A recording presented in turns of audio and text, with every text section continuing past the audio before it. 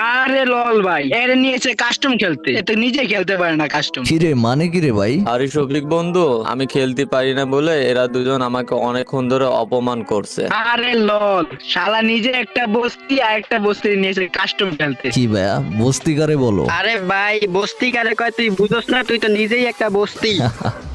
আমি নিজে বস্তি তাই না? তোমার মতো বস্তির পোলা প্রতিদিন 1v4 এ পিটাই। আরে ভাই, পারলে তুই 2v2 জিতে দেখা, যদি পারস তাহলে তোর বাপ মানবো। আচ্ছা বাপ মানবি? আমি তো এমনিতেই তোর বাপ, জন্ম না দিয়ে এবার বাপ হয়ে যাবো। ওয়েট আমি কাস্টম বানাইতেছি।